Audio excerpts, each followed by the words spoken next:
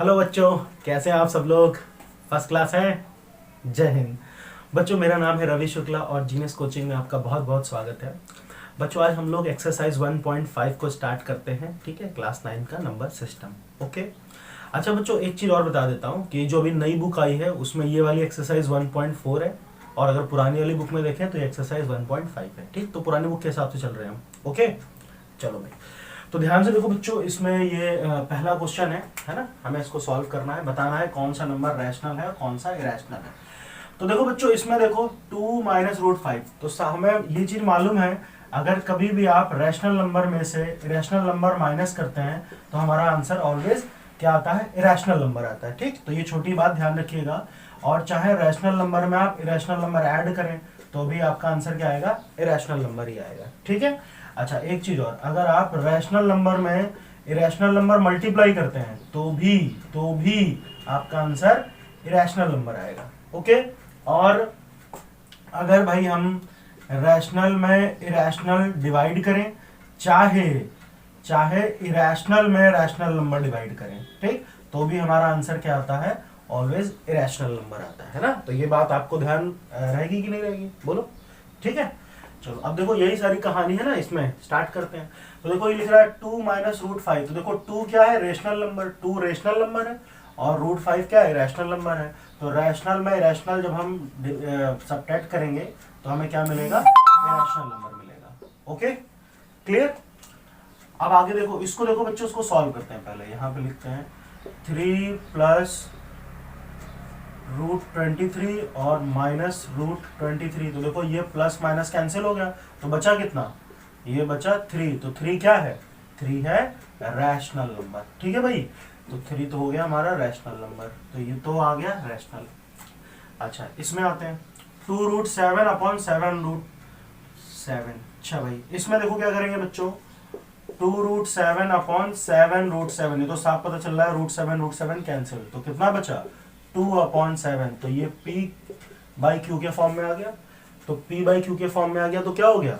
Rational number again. तो ये क्या आ गया? रैशनल नंबर आ गया। ठीक है। अच्छा, यहाँ पे देखो 1 क्या है? 1 रैशनल नंबर है। और रैशनल नंबर से इरेशनल नंबर को अगर डिवाइड करें, रैशनल से इरेशनल को डिवाइड करें तो आंसर क्या आएगा? इरेशनल नंबर आएगा। तो ये भी हमारा क्या होगा? Irrational number. फिर 2 रूट पाई, अब सॉरी 2 पाई। अब एक बात बताओ, पाई क्या होता है? हमने पढ़ा हुआ है ना, पाई क्या है? इरेशनल नंबर है। तो भैया इरेशनल नंबर में अगर कोई भी रैशनल नंबर मल्टीप्लाई होगा तो भी क्या आएगा? इरेशनल नंबर आएगा। तो यहाँ पे ये भी क्या हो जाएगा? ये भी इरेशनल नंबर हो जाएगा। ठीक है, तो इतना तो समझ में आया होगा, है ना। मैंने बोला ना, काफी आसान है ये सब, चैप्टर्स में कुछ नहीं है। ओके, चलिए अगले क्वेश्चन पे आते हैं। तो देखिए बच्चों, सेकंड क्वेश्चन में क्या करना है, ठीक है। चलो स्टार्ट करते हैं। हमेशा यार मुस्कुराते रहा करो, हंसते रहा करो, खुश रहा करो, है ना। हाँ, चलो देखो अब इसमें क्या करना है। देखो बच्चों, इसमें करते क्या है, बहुत ही आसान है, बहुत ही आसान है, कुछ नहीं करना होता इसमें। देखो पहले ये जो पहला नंबर है ना, इस पहले नंबर से इसको मल्टीप्लाई करो, फिर इससे मल्टीप्लाई करो। ठीक है, इस नंबर से पहले वाले से इन दोनों को मल्टीप्लाई करो, फिर इस वाले से इसको करो, फिर इससे इसको करो। ठीक, तो पहला नंबर क्या है? 3। 3 को 2 से मल्टीप्लाई करो, 3 को 2 से मल्टीप्लाई करो, जल्दी बताओ कितना आएगा।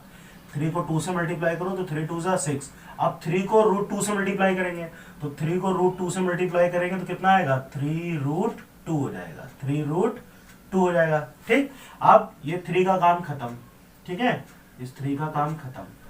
अब यही रूट 3 पहले 2 से करेंगे, तो रूट 3 को 2 से करोगे तो कितना आएगा? 2 रूट 3। अब फिर रूट 3 को रूट 2 से करो, तो रूट 3 को रूट 2 से करेंगे तो कितना हो जाएगा? रूट 6। अरे यार, रूट 3 इंटू रूट 2 तो कितना हो गया? रूट 6। बोलो, बात समझ में आई? तो ये हो गया। अब इसमें आगे तो कुछ हो नहीं सकता, ना कुछ जुड़ेगा ना कुछ भिड़ेगा। ओके, तो ये हो गया इसका आंसर। सेकेंड पार्ट में देखो बच्चों, अब इसमें देखो बच्चों, आप लोगों ने ये फार्मूला पढ़ा हुआ है ना, एक फार्मूला पढ़ा हुआ है, मैं यहाँ पे बता देता हूँ। ठीक है, कुछ फार्मूले भी अच्छे से याद रखने हैं। जैसे बच्चों, एक फार्मूला हमने पढ़ा है, a प्लस बी इसका होल स्क्वायर। ठीक है, सुना होगा। तो इसका फार्मूला क्या होता है बच्चों? A square plus b square plus 2ab। ठीक है, फिर एक फार्मूला होता है बच्चों a माइनस बी का होल स्क्वायर, है ना, ये भी पढ़ा हुआ है। तो ये कितना होता है? A square plus b square minus 2ab, और एक फार्मूला और होता है a square minus B square. तो ये बेटा फार्मूला होता है ए प्लस बी और ए माइनस बी। ठीक, तो ध्यान से देखो, इसमें देखो देखो यही चीज लिखी है एक बार प्लस में, यही चीज लिखी है एक बार माइनस में। ध्यान से देखो ए plus b a minus B, कुछ ऐसा दिख रहा है, ए plus b a minus b. ए देखो वही चीज एक बार प्लस में, वही चीज एक बार माइनस में। ठीक, तो इसका फार्मूला किसका हो जाएगा, ए स्क्वायर माइनस बी स्क्वायर। तो बेटा ए की जगह पे 3 है तो इसका कर देते हैं 3 का स्क्वायर, और बी की जगह पे कितना है √3, तो कर देते हैं √3 का स्क्वायर।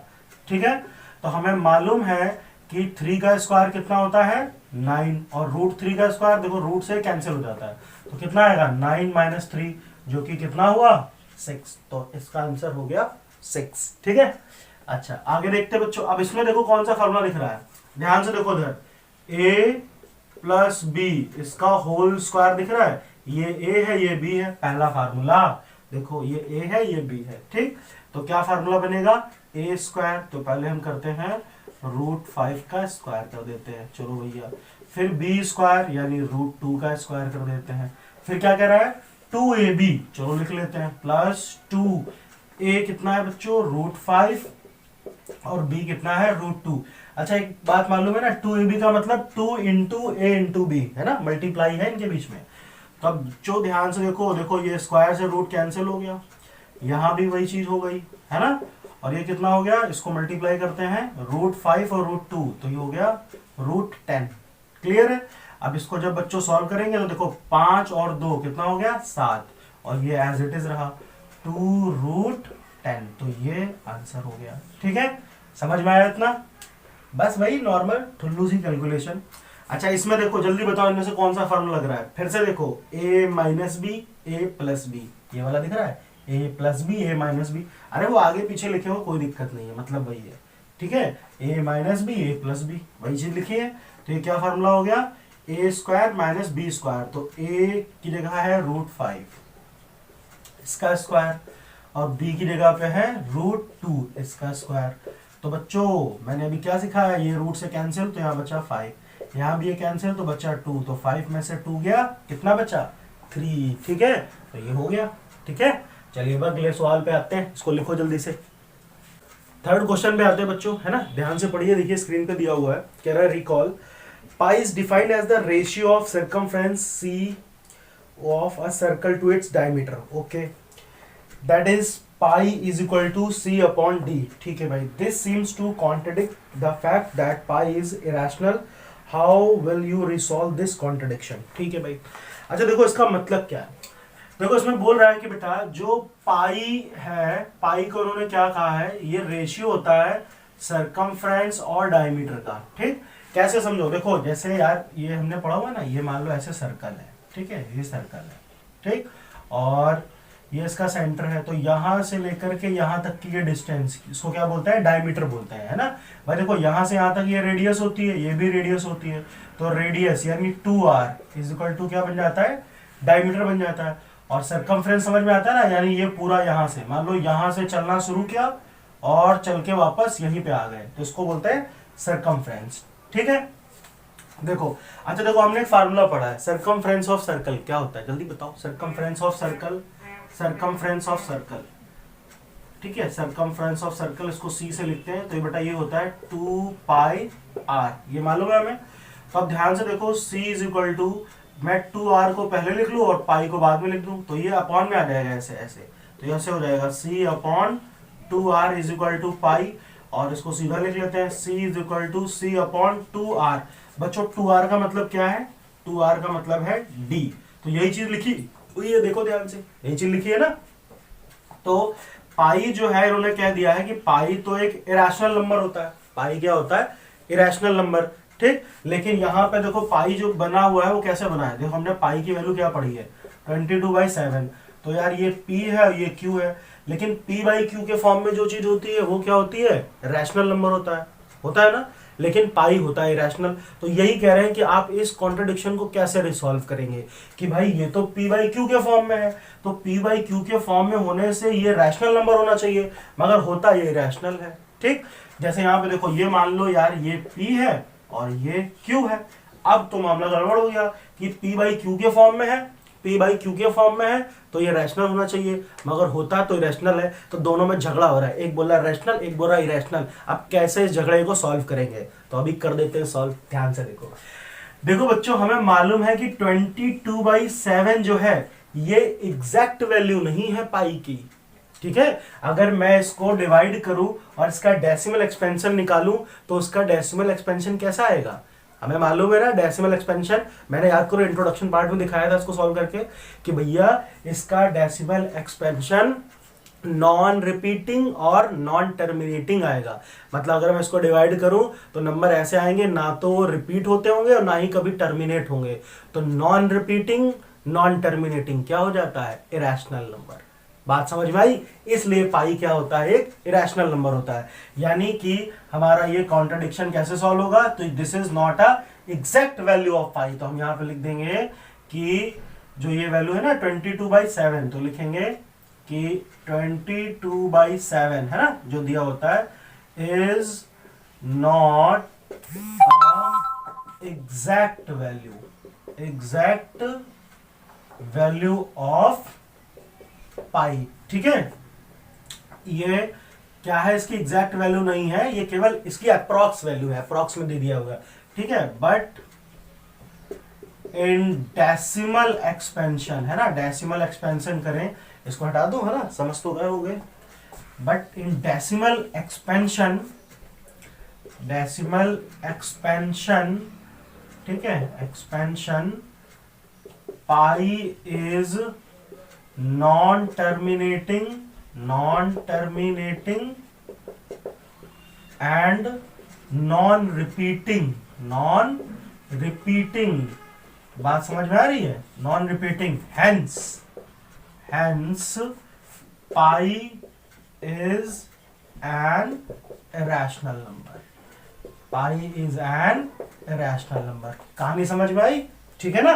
तो यही हमारा कॉन्ट्रडिक्शन था कि ये बोल रहे हैं कि भाई अगर इस फॉर्म में है तो इसको रैशनल नंबर होना चाहिए, मगर ये इसकी एग्जैक्ट वैल्यू नहीं है, ये तो अप्रोक्सीमेट वैल्यू होती है 22/7। मगर एग्जैक्ट वैल्यू अगर देखें तो बेटा वो जब निकालेंगे ना तो पाई क्या आएगा, नॉन टर्मिनेटिंग आएगा और नॉन रिपीटिंग आएगा। तो इस बेस पर हम ये बोल सकते हैं कि पाई क्या है, इरेशनल नंबर है, ठीक है ना। चलो भाई इसको लिखो, फिर अगले सवाल पे आते हैं। अब देखिए बच्चों क्वेश्चन नंबर 4, देखो हमें क्या करना है, √9.3 को नंबर लाइन पे रिप्रेजेंट करना है, ठीक है। अच्छा एक चीज देखो, सबसे पहले काम करो, कॉपी निकालो, पेंसिल निकालो, स्केल निकालो, प्रोटेक्टर निकालो, है ना, सब निकालो। अब देखो यहाँ पे मैं प्रोटेक्टर तो यूज नहीं कर सकता, मैं फ्री हैंड ही समझाऊंगा आपको, लेकिन मैं जो बोल रहा हूँ वो चीज आप स्केल पेंसिल पेन उठाओ और उससे करो, ठीक है, तब आएगा समझ में। तो देखो इसको करने का एक बहुत आसान तरीका है। देखो बच्चों हमें इसको नंबर लाइन पे बनाना है, तो इसके लिए क्या करेंगे, ठीक है, बहुत ही आसान तरीका। सबसे पहले आप एक काम करो बेटा कि ऐसे स्केल से ऐसे एक लाइन खींचो, ठीक है, सीधी लाइन खींच लेना, सीधी लाइन खींचना एकदम, कितनी, 9.3 की, 9.3 दिया है। जैसे यहां से लिख लो A और ये B, तो इसकी जो लेंथ होनी चाहिए बच्चों कितनी होनी चाहिए, 9.3। स्केल में मिलेगा ना 9.3, चलो 9.3 खींच लो, ठीक है, खींच लिया आपने, जल्दी करते रहो, खींच लिया, ठीक। उसके बाद में बेटा B से 1 सेंटीमीटर, जैसे स्केल में होगा ना यार, ऐसे दिया होगा, यहाँ 1, यहाँ 2, यहाँ 3, तो 1 से लेके 2 तक, मतलब 1 सेंटीमीटर और इसको बढ़ा दो ऐसे, यहाँ पे 1 सेंटीमीटर स्केल से खींच लेना, मान लो यहाँ तक आ जाएगा ये 1 सेंटीमीटर, ठीक है। इसका नाम दे दो C पॉइंट, ठीक। क्या किया, पहले A से लेके B तक 9.3 सेंटीमीटर की एक लाइन खींची, क्लियर। फिर यहां से B से C तक 1 सेंटीमीटर और बढ़ा लिया, 1 सेंटीमीटर जितना भी था 1 सेंटीमीटर और बढ़ा लो, ठीक। अच्छा उसके बाद में देखो क्या करना है ना, बहुत ध्यान समझना।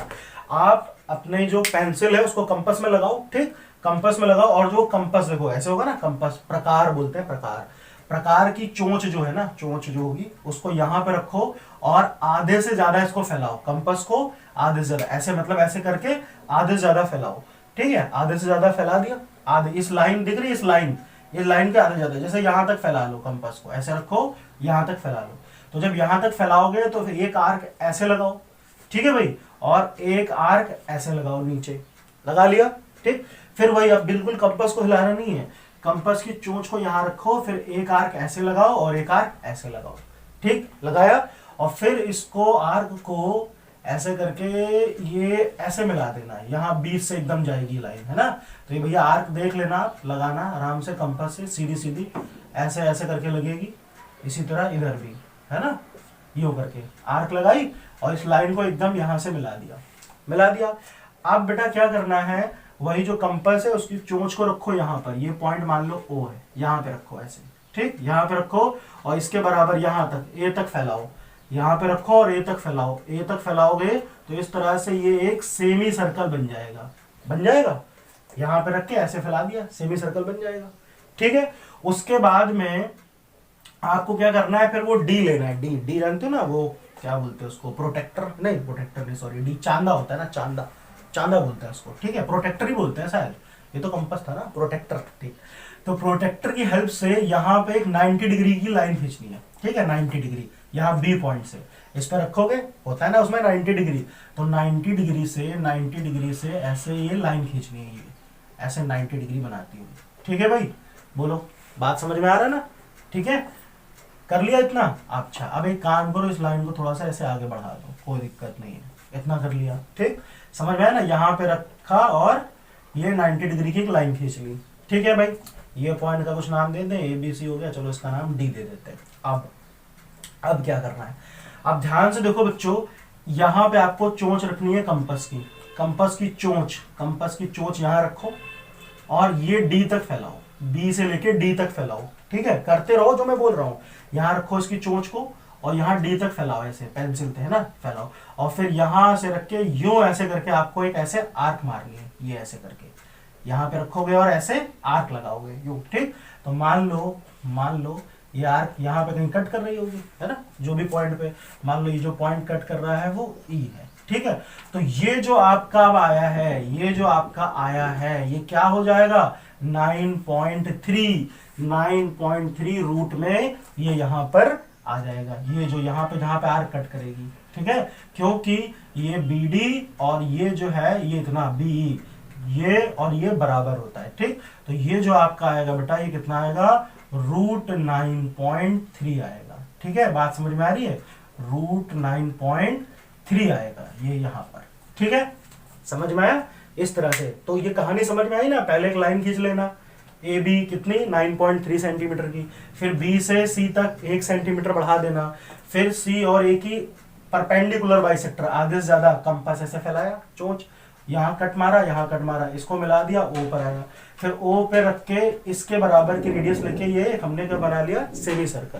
ठीक, फिर B से D को मिला दिया 90 डिग्री पे, एकदम प्रोटेक्टर से 90 डिग्री खींचना, ये 90 डिग्री आना चाहिए यहाँ पर। ठीक, और फिर इतनी ये चोंच फैलाई कंपास की और ऐसे यहाँ पे कट कर दिया, तो जिस पॉइंट पे कट करेगा तो B से E तक, ठीक है, देखा जाएगा तो ये कितना आएगा, √9.3 आएगा। ठीक है, अब ये प्रूफ कैसे होता है, तो मैं काम करूंगा, इस क्वेश्चन का एक अलग से वीडियो बना दूंगा, है ना, तो उसमें बिल्कुल बताऊंगा कि ये प्रूफ भी कैसे होता है। अभी आप आराम से कर लो, वैसे भी एग्जाम पॉइंट व्यू से इतना इंपॉर्टेंट क्वेश्चन नहीं है, सिर्फ आपके सीखने के लिए। तो इतनी कहानी समझ में आई ना, चलो भाई इसको लिख लो। क्वेश्चन नंबर 5 पे आते हैं बच्चों, है ना, ध्यान से देखो, इसमें हमें क्या करना है, इसको सॉल्व करना है। ठीक है, रैशनलाइज करना है। कैसे करेंगे, जैसे दिया बच्चों 1/√7, तो हम यहाँ पे लिखेंगे 1/√7। एक काम करते हैं, देखो जो भी ये नीचे दिया होता है, ये जो नीचे दिया है ना, इसी से ऊपर नीचे मल्टीप्लाई कर देते हैं, यहाँ पे भी √7 जो भी आपको नीचे दिया हो। तो अब देखो √7 का 1 से हुआ तो ये तो ऐसे ही आएगा √7, और √7 बच्चों क्या हो जाएगा, 7। ये हमने सीखा ना, देखो जैसे 2 नंबर ऐसे रूट में होते हैं, √7 तो 7, जैसे लिखा हो √2 तो क्या आएगा, 2। ठीक है, तो याद रखना, तो ये आ गया √7/7। ठीक, ये इसका आंसर हो गया। क्लियर है। अच्छा, यहाँ पे भी देखो, तो इसमें भी देखो हम क्या करेंगे, मैंने क्या बताया, जो भी आपको नीचे दिया हो, अब देखो यहाँ पर 2 नंबर दे दिए गए, है ना, यहाँ तो सिंगल ही था। अब यही जो नीचे दिया है, इसी से ऊपर नीचे मल्टीप्लाई करेंगे, मगर एक कंडीशन है, क्या, कि अगर यहाँ पे माइनस का साइन है तो प्लस का लगा दो, और प्लस का हो तो माइनस का लगा दो। ठीक है, इसको बोलते हैं कॉन्जुगेट। क्या बोलते हैं, कॉन्जुगेट। तो कॉन्जुगेट का मतलब, अगर माइनस है तो प्लस करो, जैसे √7 है तो यहाँ क्या लिखेंगे, √7 + √6, यहाँ पर भी वही चीज, √7 प्लस √6। अगर मान लो यहाँ प्लस होता तो यहाँ माइनस लगाते, बस साइन चेंज कर देना है। अब देखो बच्चों √7 प्लस √6 1 से मल्टीप्लाई होगा ना, ऊपर ऊपर मल्टीप्लाई होगा, तो ये तो एज इट इज आ जाएगा ऐसे √7 प्लस √6। और यहाँ पर देखो बच्चों एक फार्मूला बन गया, अभी मैंने क्या बताया था याद करो, a plus b a minus b क्या होता था, a square minus B square. तो देखो वही चीज लिखी है, a minus b a plus b, a minus b a plus b, वही चीज एक बार माइनस में एक बार प्लस में, तो क्या बन गया a स्क्वायर। तो a की जगह पर है √7 इसका स्क्वायर और b की जगह पर है √6 इसका स्क्वायर। तो बच्चों ये कितना आया, तो ये तो एज इट इज हो गया √7 प्लस √6। और यहाँ पर देखो ये स्क्वायर से रूट कैंसिल बचा 7, ये कैंसिल कितना बचा 6, तो 7 में से 6 गया, 7 में से 6 गया कितना आएगा 1। ठीक, अब 1 आप नीचे लिखो चाहे ना लिखो कोई फर्क नहीं पड़ता, ठीक है, ये 1 नीचे लिखो कोई दिक्कत नहीं है, और चाहे ना लिखो तो ये कितना जाएगा √7 प्लस √6। ठीक, ये इसका आंसर हुआ। क्लियर है। देखो तो इसमें भी वही कॉन्सेप्ट लगेगा, है ना, इसको हटा देते हैं। इसमें भी देखो हम क्या करेंगे 1/√5 प्लस √2। तो अभी मैंने क्या बताया, अगर ये प्लस है तो नेगेटिव वाले से ऊपर नीचे मल्टीप्लाई करेंगे, बस साइन बदल दो, √5 माइनस √2। वही चीज यहां पर भी √5 माइनस √2। क्लियर है। अब √5 माइनस √2 को 1 से मल्टीप्लाई किया तो ये तो एज इट इज आ गया √5 माइनस √2। देखो यहाँ फिर से वही फार्मूला बन गया, a plus b a minus b, एक बार वही चीज प्लस में एक बार माइनस में, तो ये कितना आएगा a स्क्वायर यानी कि √5 का स्क्वायर और b स्क्वायर यानी कि √2 का स्क्वायर। अब फिर से देखो रूट से ये कैंसिल, स्क्वायर से रूट कैंसिल, तो कितना बचा बच्चों √5 माइनस √2। ठीक है, ये ध्यान रखना। और यहाँ कितना बचा 5 माइनस 2, तो 5 में से 2 जाएगा, कितना बचेगा 3। तो बच्चों ये हो गया √5 माइनस √2/3। तो ये आंसर हो गया। क्लियर है, इतना समझ में आया होगा। ठीक है बच्चों। अच्छा, अब यही लास्ट वाले में, तो इसमें भी वही है ना, बहुत ही ठुल्लू सा सवाल है। तो 1/√7 माइनस 2, तो इसी का अपोजिट क्या बनेगा √7 प्लस 2। तो यहाँ पर भी √7 प्लस 2। ठीक है, माइनस है तो प्लस, प्लस है तो माइनस, तो ऊपर तो बच्चों यही चीज आ जाएगी √7 प्लस 2, और नीचे देखो a minus b a plus b है ना, हर बार वही फार्मूला बनेगा। तो ये कितना हो जाएगा a square minus B square, तो ऊपर तो एज इट इज आ गया √7 प्लस 2, और यहाँ पर देखो ये रूट से ये कैंसिल, तो कितना हो गया 7 और 2 का स्क्वायर 4, 2 का स्क्वायर 4, तो बच्चों ये कितना आएगा √7 प्लस 2 और √7 में से 4 गया 3। तो ये इसका आंसर हो गया। ठीक है, अब ये एक्सरसाइज पूरी की पूरी खत्म हो गई। अब अगर इसमें कोई भी डाउट है, कोई भी समस्या है, कोई भी प्रॉब्लम है, तो कमेंट करके पूछो यार, बताएंगे। ठीक है, थैंक यू।